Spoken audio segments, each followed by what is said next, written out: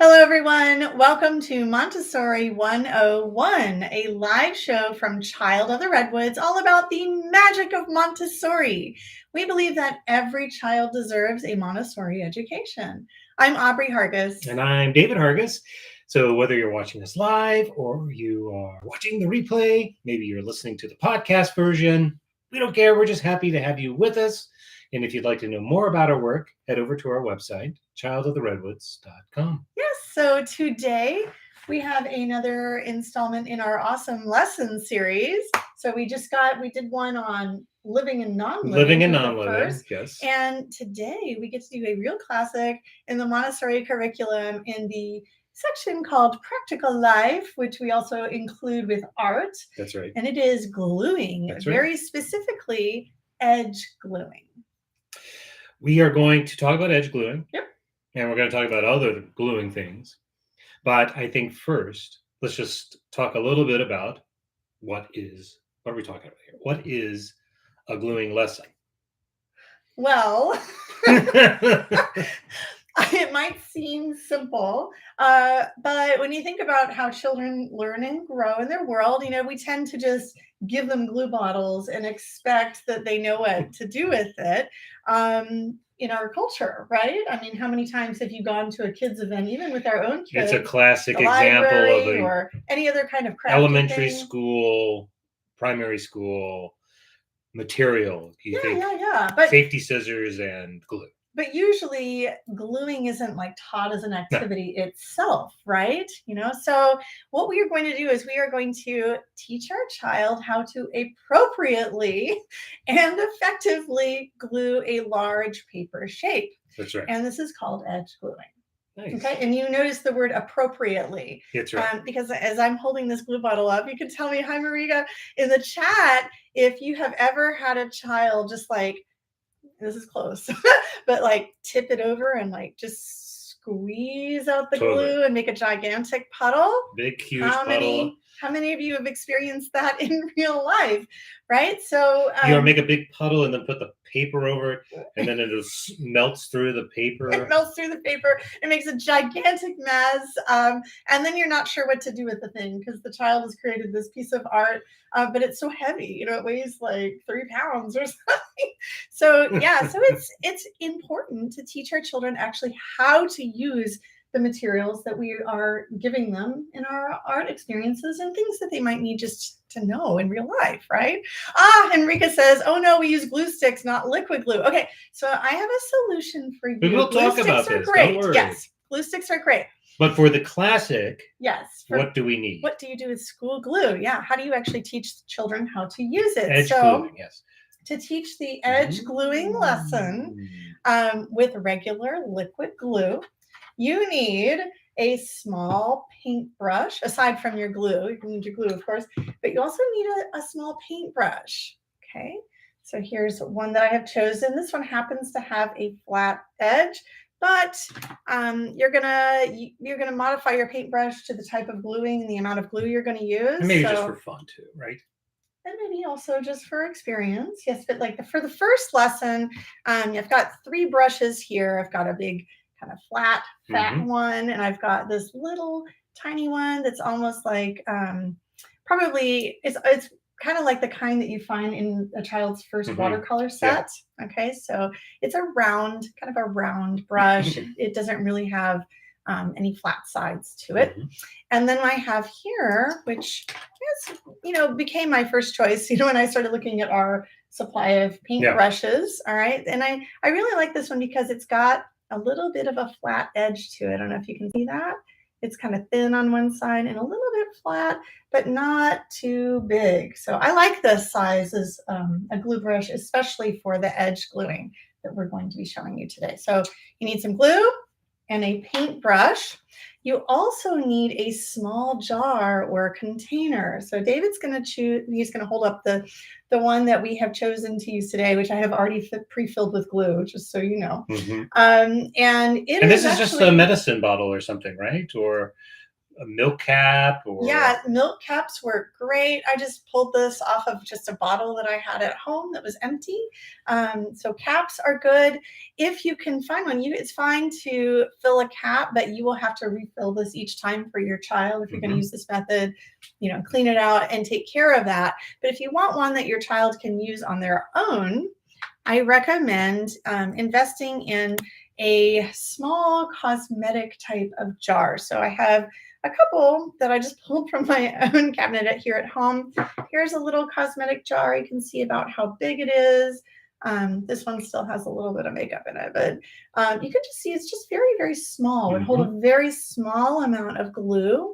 You would be refreshing it, and it's very, very easy to screw close. So easy. Okay, so that's an option. And then here's one that's a bit bigger. Okay, I don't happen to have any baby food jars at home. That's actually what I used in the classroom when teaching this lesson to our kindergartners. The problem with baby food jars is sometimes those lids are not super easy to open and close. So they worked really well with my 5- and 6-year-olds, but for your 2-, 3-, 4-year-old, it might be a little bit of trouble. So this one has a lid that's takes a little bit more to unscrew. But those of you who have been in Montessori know that the open and close activity is actually a Montessori lesson in itself. So teaching your child to screw and unscrew. So this one I actually like quite a lot. And if I didn't need the product in it anymore, I would totally use this for the classroom. I think it would be a great glue container. It's just real easy to open and close. It's plastic. So it's plastic. Yeah, it's not going to break. And I just like the size of it too. And you're not going to put a lot of glue in it. You're not going to fill this thing all the way up. You're just going to put like a very thin layer of glue at the bottom, and then you will refresh the glue. Now, what happens when the child gets glue all over the sides, and they will, a simple soak in a tub of hot water for about 20 minutes will do it, and then you should be able to unscrew it. Because that school glue is water soluble. Yeah. All right. So you need, we talked about the paintbrush. We talked about the school glue. We talked about a container to put it in. Oh, another good container I wanted to mention is, and I got this trick from my mother who used this in her classroom. It's actually a nail polish bottle. So if you buy a nail polish bottle, even if you don't paint your nails, you can just pour out the polish, ethically, and then you can use some nail polish remover and really like shake it out and really clean it on the inside. Make sure to clean it with soap and water after that, get it all really nice and clean. And then I'll show you inside the little paintbrush inside. It's kind of a perfect size there, isn't it? Isn't that the perfect size for glue? And when you dip it in, it also is great because the child really has to concentrate to get it in the hole, which is great for concentration. Woo, smell that nail polish. But this is actually a really great glue container for this lesson. So keep that in mind as like a hack, you know. And it works the same if it gets all gummed up, and it will.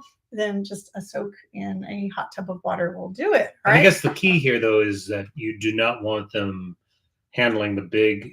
Even if they bought a little container, it would not for their first experience with liquid glue. I mean, I know that we all want to, and they even make little bottles. It's not like you have to use a great big bottle. It's not, it won't hurt your child to give them the little bottle of glue, but it's just so much nicer of an experience, for a child's first real experience gluing. And we actually use this technique the whole time when I taught kindergarten. It just works so well. We use it with our own kids. You remember using it with our own kids. They got used to the procedure. So it was just like the way we glued in our family. Yep. And it's the way I still prefer to glue today. I don't want to go for the glue bottle because I end up squirting out. Well, it gives you precision, right? Yeah, it does. It's all about the precision. And those of you who are in our primary course right now, we're going to be talking later on this week in our practical life session about precision. That's right. Yep. So we have brush, glue in a container of some type, and then what else? And then we need some shapes to glue. And the kind of shapes that you're going to use for this lesson, David and I actually printed out some fun and special shapes that we were inspired to create. And if you are in our community, we've posted a copy of these as a printable. So if you want to replicate this lesson at home, you certainly can. Okay. So yes, we just printed out some fun fall leaf shapes. These all happen to be oak leaves because we are studying oak in constellation. Yep. And so our members of our community already have a copy of this. So if you're in our Child Robots community right now, you can go and just download these right now. Community. And then I have this cute little acorn. So, but any kind of fun shape that would be inspiring for your child, right? Sure. I actually really like to start with very simple shapes. Like, so this leaf shape would be a really nice one to start with. It's not a particular metal insect shape, but it's nice. It has smooth edges. It's really easy. And so, so you want something that's kind of big for edge gluing. You don't want to give your child something teeny tiny. Yeah. So if you're giving your child something that's about 1 inch by 1 inch, that's something where you can put the glue over the whole thing and then stick it down. But we are learning something particular called edge gluing. So we're going to be learning to put the glue around the edge of these and then put them onto the paper. Mm-hmm. And I kind of have set it up. I don't know if you can see here, just like the shapes are just here on the tray. My paintbrush is already here. The glue is already set up, or your glue container, whatever you have it. So this might be sitting on a shelf. It might be sitting on a shelf like this. Yeah. And usually somewhere nearby is paper. So I might have a little stack of these papers just kind of sitting up. I might have them in half sheet form, or just like this, where they might be just next to it in a stack. And it's really fun to let your child choose what colors. So you can just see these are all cardstock. They're called Astro Bright, cardstock colors. So you might just have this sitting in a paper tray. Mm-hmm. So your child will come to the shelf and pick one of these big papers, mm-hmm. and then they will decide. They'll take the tray to their table and a paper to their table, and then we're going to glue one of these shapes on here. Yep. Okay. And that's fun. Yeah. So, should we talk about how to actually do it? So we've got. So you got your shelf set up. You've got your surface to glue to, and something fun and bright. You've got a variety of shapes on your little tray. You've got a little container of glue, maybe a brush. Only one brush. Just one brush. Just one brush, and then what? Okay, so you're going to make sure you choose a nice workspace. I prefer doing this work at a table so the child can really be right there on a nice hard surface as opposed to the floor. It'll also give you a good place for easy cleanup. Mm-hmm. All right. You want to make sure that your cleanup supplies are at hand. Sometimes I even like to include a little square sponge on the tray, mm-hmm. just so that it will encourage the child to use the sponge. But in this particular case with glue, I have seen on more than one occasion the sponge and the glue interaction becoming very fascinating in terms of application, which is a fun thing to do, but not really what we're aiming for. So I would just have your cleanup supplies at hand nearby, maybe on the shelf or maybe on a separate little tray or in a little bowl. And then you're going to want your large paper shapes already cut out. So you have already done the work with your scissors to cut out the shapes for your child, because the lesson is not on the cutting and the gluing or the cutting itself. It is on the gluing itself. Right. And so there can be other related lessons, but in this case, we just want to focus on the gluing, right? Yeah. So we want to make it super easy for our child. So go ahead and print and cut out whatever shapes you want to use, or just draw some basic shapes. You could even take a container and just draw around the bottom, trace it, something very, very simple. If you have metal insets, I guess you could use that to create shapes. Those work very, very well for edge gluing as well. Yeah. And then you're going to make sure that your glue is prepared, that you've got all of your supplies on the tray and ready on the shelf or wherever you're going to be setting up this work. Okay. And then you've chosen your paintbrush, selected it. You're not going to have a big collection of these. You're going to choose the one that your child is going to use. And then there's something very important as well. What is that? Okay, so before you give the lesson, Yes. it's super, super important that you practice it. Ah. And this is the part that I think most parents miss. Most parents Well, we all assume we know how to glue. and teachers too. You're not immune to this. I wasn't immune to this too. It is super. I don't know if this is hammered in everyone's Montessori training, but it is super, super important that you do the lesson first. Yeah. And to an adult, we're looking at this beautiful setup. We're like, okay, I set it up exactly the way Aubrey said, or the way I read in the primary material. Materials, to do it. It's like all set up, and then it'll just work, and I'll just give the lesson, and it'll be beautiful, and it'll flow, and my child will learn all about gluing. It would be so great if it works that way. But when we skip the practice and we don't actually practice giving the lesson, we miss things, that our children might do that doesn't go quite right. Like where do I put the brush after I've dipped it in the glue? So now I've dipped the brush in the glue, and now what do I do with my gluey brush? Do I just stick it back on the tray? Yeah. Or is there like a space? Maybe you have an extra little tiny tray, to put your brush in. Mm-hmm. Sometimes I would have that in the classroom, but you might not think about those things until you practice the lesson. That's right. Yeah. So even if it's a very obvious, it seems very obvious what to do, don't take that for granted, because there's a lot of in Montessori, the procedure is so important. Yes. And this goes into, how do you know what size brush to introduce to your child first? Well, you're going to want to try it out. Try it out with the big one, and then try it out with the smallest one. This has got a fun oak leaf shape, but it's got these little jagged edges. So if you pick too big of a brush, you may find it frustrating that you can't get the glue right on the edge like you're wanting. And you wouldn't maybe not realize that unless you had actually tried. That's right. So also, you're thinking about cleanup at this step. Like, what does your child do after they're done? Right. So if it's in a little container like this, obviously, like, the glue brush needs to go somewhere, and then this needs to be re-screwed back on. Make sure that that's all good.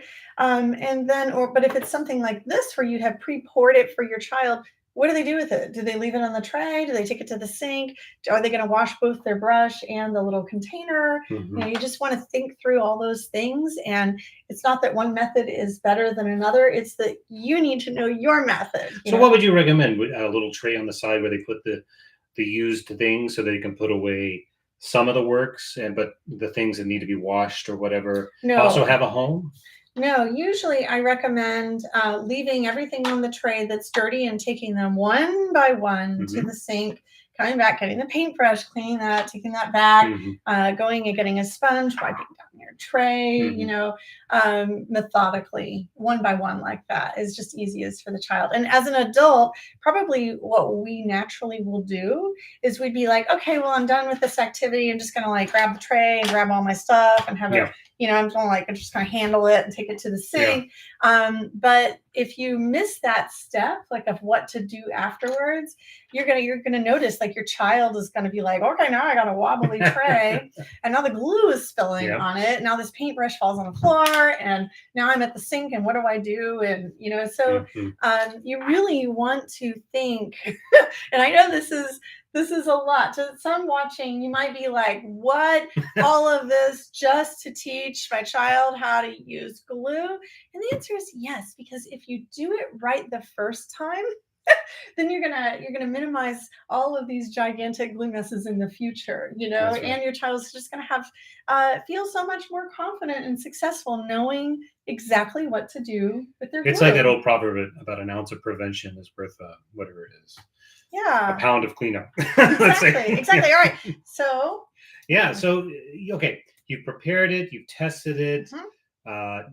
Now we're going to give the lesson, right? Yes. Now we're going to give the lesson. Okay. So it's kind of hard to give a lesson on YouTube, but let's go ahead and why don't you just choose for me a I'm piece going to choose this very beautiful bright yellow paper. This is a good one because the other thing that I'm testing for is contrast. I want to make sure it is a color that really contrasts with any of the leaves or shapes that we're giving our child. And these all look really nice, I think. You can see how this is going to come together to be a really cool piece of art as well. All right, so let's just pick one. I'm going to I'm going to go with what I said earlier, and I'm going to pick the most simple shape that I can find. I could either do acorn or I could probably do this leaf. I'm going to go with a leaf. Mm-hmm. All right. So I'm just going to take my leaf and take the paper, and I'm going to work right on the paper, okay, with this one, because that's kind of my surface, and it's just going to be easiest for me and my child. And I'll take my little glue brush, and without really talking a whole lot about the glue, I'm going to be ready to, right, but before I do this, I'm sorry, friends, probably you want to identify the edge for your child. And this is a funny one because this one is actually a leaf. And what do we call the edge of a leaf? Do you know? After writing up the lesson, it is called the margin.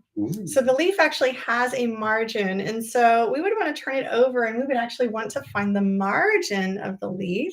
And I would probably put it on this piece of paper and actually like trace around the edge with your finger, with my fingers, and kind of make a point of saying, I'm going to find the edges and trace them. And then you're going to let your child do the same. They're going to trace around the edges, and you're using the word edge or using the word margin, whatever you're choosing to use for your own gluing.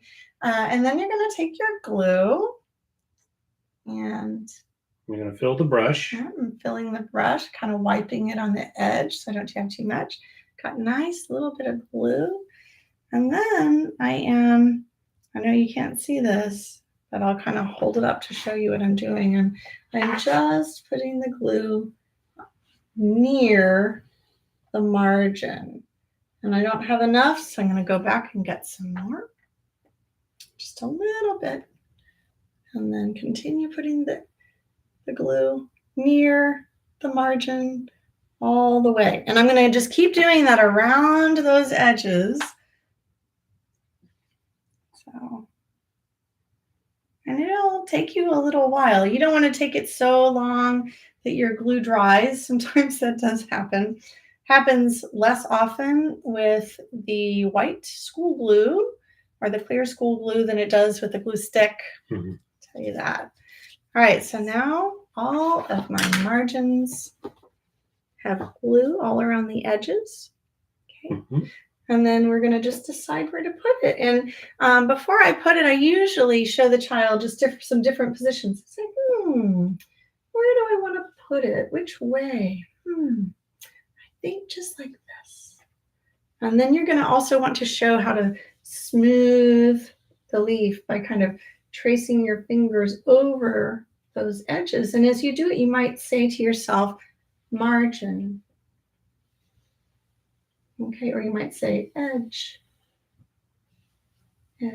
right? So this leaf is going to glue pretty nicely.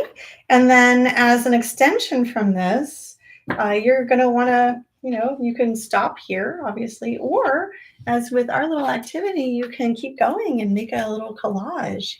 So wouldn't this be fun to put on display to celebrate autumn? And in our case, oak. Oops. Falling leaves. Oh, and this one you picked a really hard one. You picked one that's a lot harder. So the margin on this leaf is really wobbly. And with that one, maybe you even want to choose a smaller brush so you can really get in and out of all those little crooks. And like you said, you're not talking a lot because you're wanting to draw the attention to the work itself. Right. So you're not narrating. That's right. The experience. Yeah, so fun. Now, this is a really classic lesson. Every child, at least that I know of, and I'm sure in our Montessori world, or in American culture, more or less, is going to have glued things. That's true. And I certainly remember I wasn't brought up in a Montessori environment, but we certainly did you glued plenty a lot, of gluing, and so it is interesting, right? That. It's such a common thing, and yet here we are. We've gone through, we took about 20 minutes here or something to describe, giving a pretty basic, what seems very basic, but it's actually all of these little steps. And that's really the part that sort of brings it to life. So why is this such a big deal? Well, let's talk a little bit about where you would find this. So Aubrey, you mentioned practical life. Right.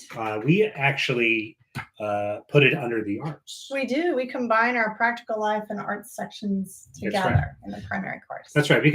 And the reason is that because the product that they're working toward it tends to be an artistic endeavor. Now, initially, a lot of the focus, because of the age of the child, is sensorial age, is really on the fine motor. We'll talk a little bit about that in a second, but it's on the fine motor. It's on this, the sensorial feeling of going around the margin or the edge, right?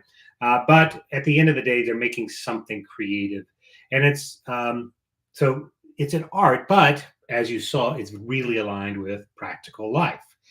And through that, it's a precursor for writing because it focuses on fine motor control. So if you're thinking, oh, everybody knows how to glue, you just put the glue on, or I guess it's about being neat. It is partly about being neat, but the lesson and the procedure to the lesson is in service of other things, right? It's leading to other outcomes, like, for example, working on that fine motor control or starting to explore the idea of aesthetics and creative expression. That's right. And that's how an example of how Montessori is implicitly interdisciplinary, which is a word we've talked about a bunch on this channel, but it's so important I want to mention again. And basically, it just means combining different disciplines together for a single lesson or learning outcome.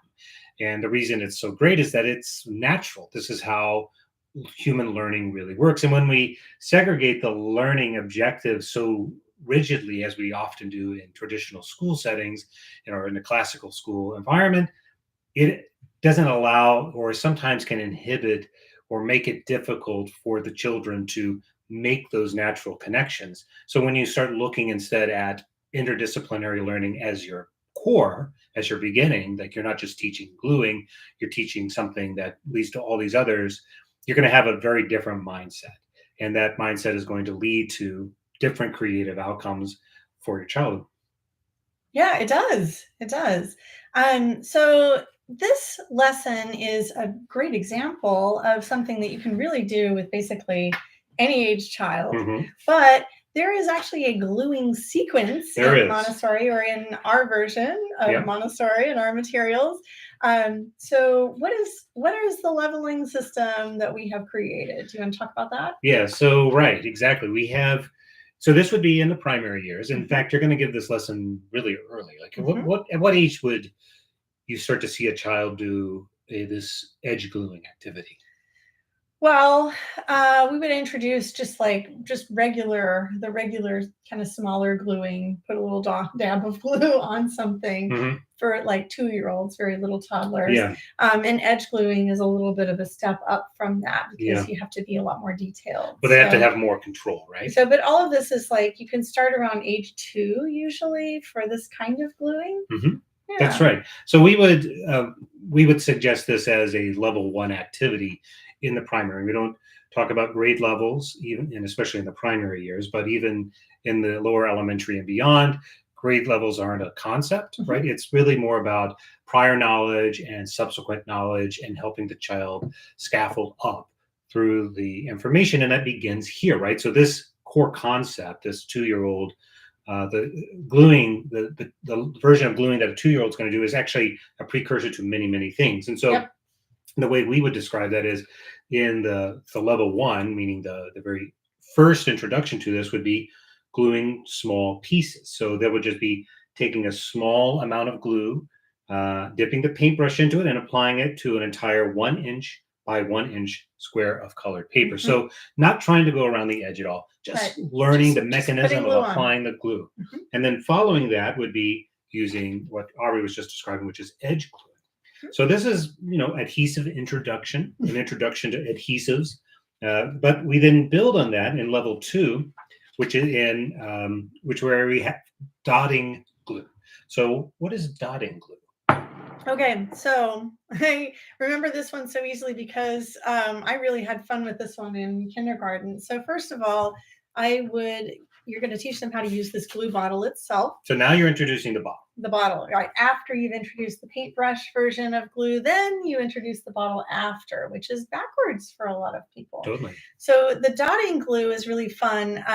But I remember the art teacher at the elementary school where I taught kindergarten, she taught the kids not a lot. And they came back from art class that day, and that's all they wanted to say for the rest of the day. Not a lot, not a lot. And I was like, oh my goodness.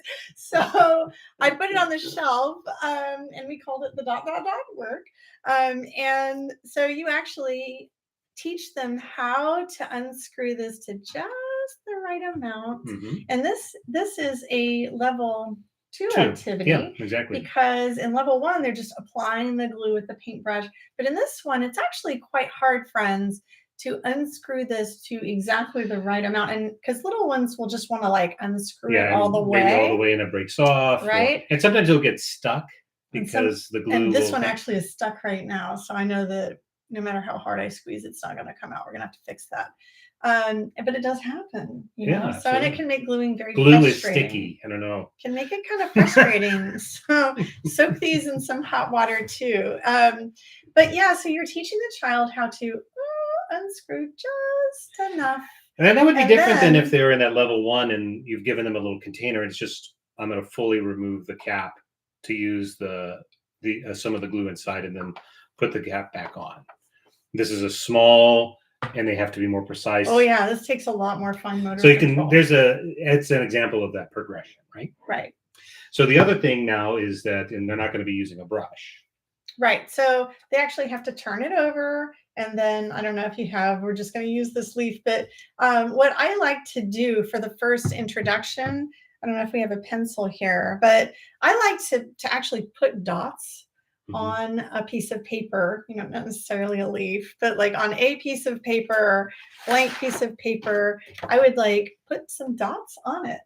And then your child's job is to actually like put a dot of glue on every single dot. And sometimes it can be really fun. You can make patterns with the dots. Maybe you make a little heart out of the dots, or maybe sometimes I would like to make letters. Oh, yeah. So I would make like, here's the letter T, you know, especially if your child is practicing with their sandpaper letters. So it can be fun. You practice with the sandpaper letters, and then you could dot, dot, dot, dot, dot, dot, dot, dot, but not a lot, on each dot. And then when it dries, you can actually use that as a tactile letter, and you can feel the feeling of the letter with your fingers. It'll be just like bumpy. A sandpaper letter. Yeah. So it actually is really, really cool.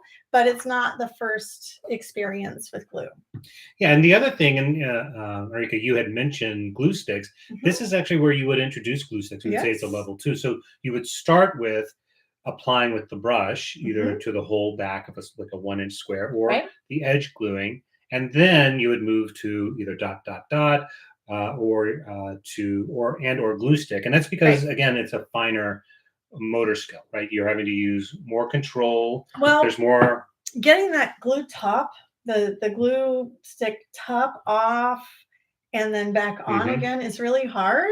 So it actually takes quite a bit of hand strength for them to get it off. And so if you're trying to raise children who are independent with their art materials, you can, you know, sometimes it helps to make sure that they have the fine motor skills and the hand strength to be able to like put it back on. And most children, I don't know if you remember, but like most children will be able to take a glue stick cap off, but then putting it back on is kind of hard. And even if you just leave a little bit of space in the glue, I've done it before myself, the glue stick dries up, and then that becomes unfun to discover when you. Well, I don't know about a glue stick. I do know that as a child, one of my most tragic early memories. No, you're going to tell the chapstick story. Yes, I was given this beautiful container of chapstick, and I just had to know how far you could unscrew it. And I was at school. I was like first grade or something, and mom and dad are going to do it.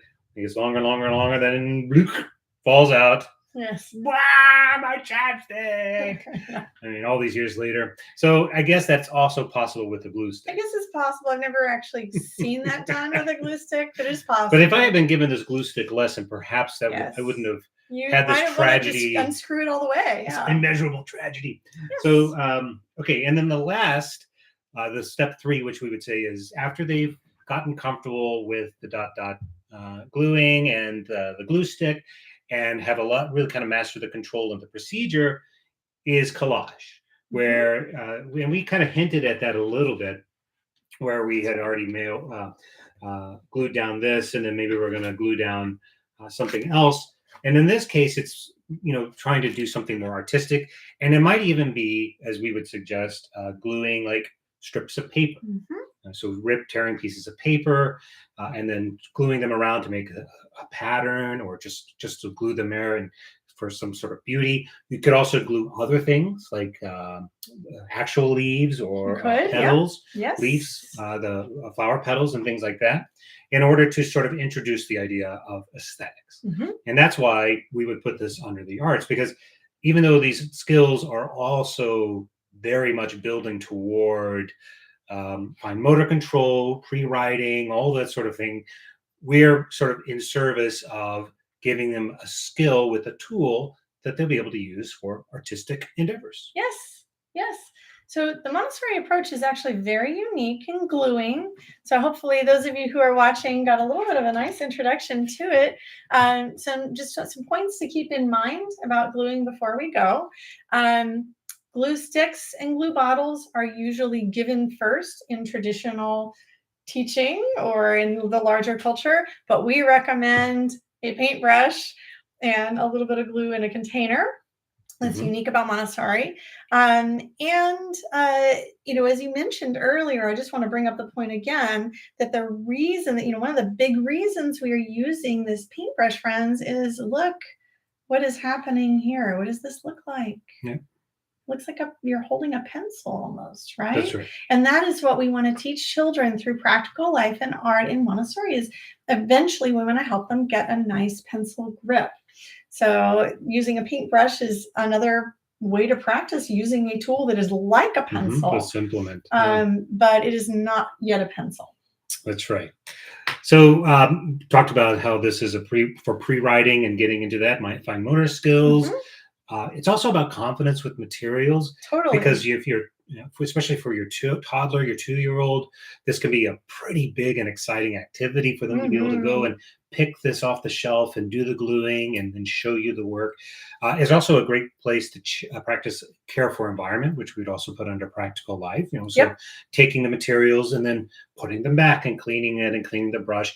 And it can be very satisfying. I remember playing with glue when I was a kid, and there's something really satisfying about playing with glue. Can also be a very great sensory experience. So if you've got a young toddler and you want to do a little finger gluing, I actually think gluing with your finger might even be better than that first experience with the brush. So if you've got a little toddler at home or a young preschooler, maybe that is the first introduction. So and that is actually how I like to glue materials myself, because I can get a lot of control with my finger.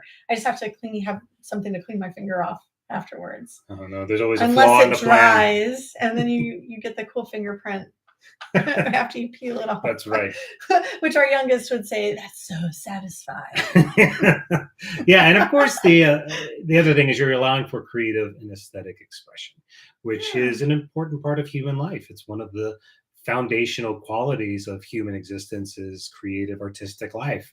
So empowering children to be able to use materials like glue correctly and precisely and accurately will empower them to be able to express that part of themselves. So it's a win-win-win all around. And again, I love why this is an awesome lesson is it's just so obvious. Most of us will have a bottle of glue around. We'll just think like glue, glue, glue, but we've all come across problems with glue. I remember putting too much glue on or getting glue all over your hands and it's sticky. And sometimes it's fun and sometimes it's just a real mess. And, here by giving them the lesson, you're really allowing the child to have a lot more confidence, control, and, progress and start to think more about things beyond just how much glue should I put on here, but more like what kinds of shapes do I want to put on this piece of paper? Yeah. All right. Well, that is kind of a wrap for today. Thank you so much for joining us. If the Montessori method is calling to you, please come to our website, childoftheredwoods.com, and you can find there lots of free and low-cost support, as well as information about the classes that we teach about Montessori our membership program, Constellation. That's right. Where we just featured a little bit of the beautiful oak leaves that David created for our principles inside here. Yeah, and actually, this isn't even one of the official activities. It's just No, I know. something that That was we were. something we were just like, oh, that would be such a great Yeah, extension. the They actual actually activity is actually a matching came shapes from this activity. card activity. So Yeah. yeah, so there's a lot of things you can do with those materials. Yes. Anyway, if you'd like to know more about us, head over to our website, childofredwoods.com.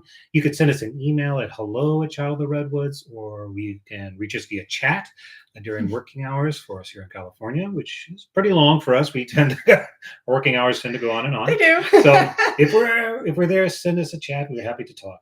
All right. All right. Have fun, friends. We'll Have a see you beautiful next day. week. We'll see you next week with another awesome Another awesome lesson. lesson.